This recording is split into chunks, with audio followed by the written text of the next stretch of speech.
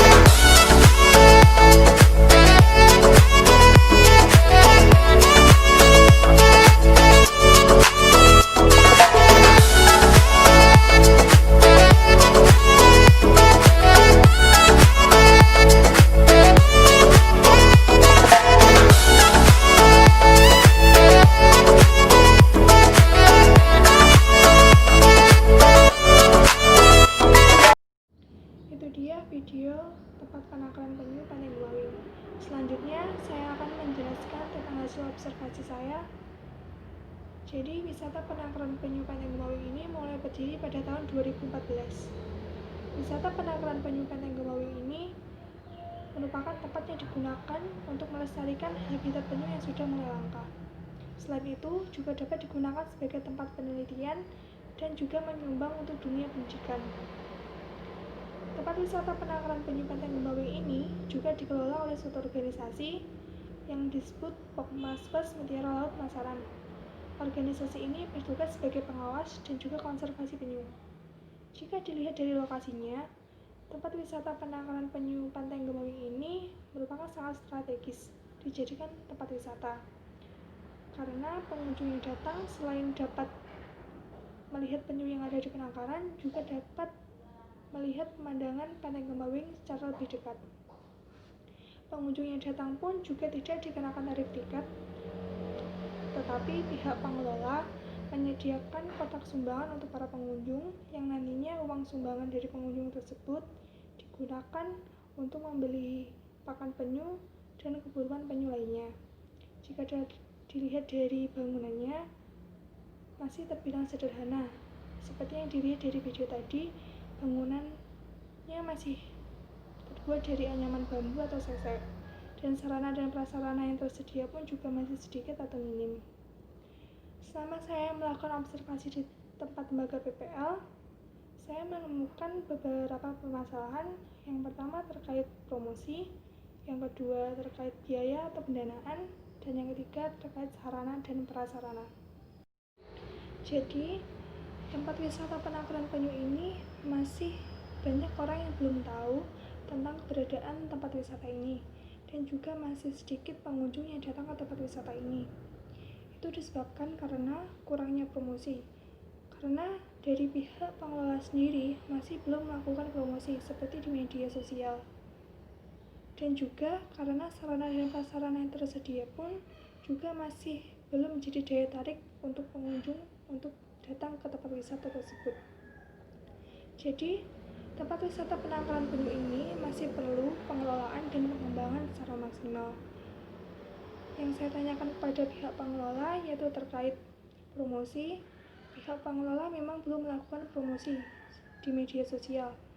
Yang melakukan promosi itu hanya salah satu dari pengelola penangkaran penyu sendiri. Itu pun juga dilakukan melalui akun Facebook miliknya sendiri, bukan dari pengelola penangkaran penyu. Selanjutnya, dari pengunjung yang datang pun juga pernah yang mengambil gambar dan video kemudian diupload di Instagram maupun di YouTube. Selanjutnya terkait sarana dan prasarana.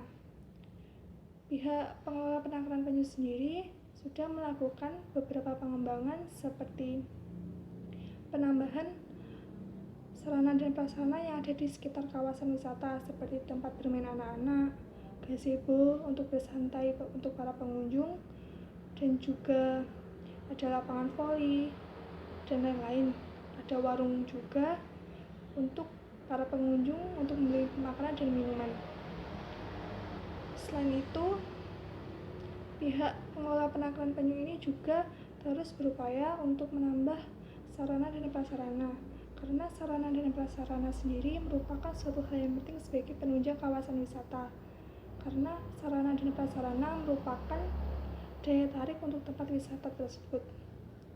Selanjutnya, dalam pengembangan sarana dan prasarana ini, pihak pengelola penangkaran penyu sendiri melakukan beberapa cara, tetapi masih menemukan kendala yaitu terkait biaya, karena pihak kelompok pengelola penangkaran penyu sendiri masih belum mendapatkan dana atau pendapatan, sehingga untuk pengembangan dan pengelolaannya juga masih belum maksimal, sehingga masih perlu bantuan-bantuan dan juga dana dari pihak luar. Jadi pihak pengelola penangkaran penyu Pantai Gumawing sendiri juga belum menemukan cara untuk mendapatkan dana yang digunakan untuk pengembangan tempat wisata. Jadi pengembangan dan pengelolaan tempat wisata yang baik dan secara maksimal sangat diperlukan untuk tempat wisata karena digunakan untuk pengunjung agar lebih tertarik untuk datang ke tempat wisata tersebut. Dengan banyaknya pengunjung yang datang, maka akan memberikan keuntungan bagi masyarakat sekitar yang berjualan di tempat wisata tersebut.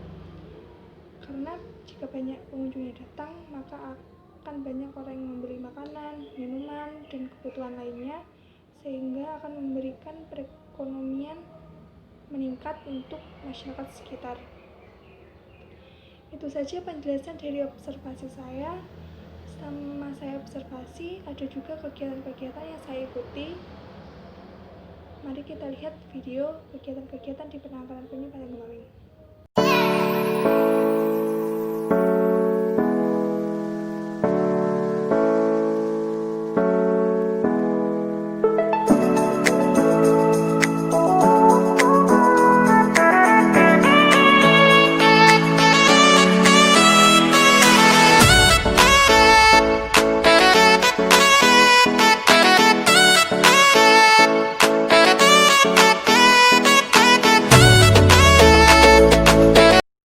Itu dia video kegiatan-kegiatan yang dilakukan di penangkaran penyu Tanjung Gemawing.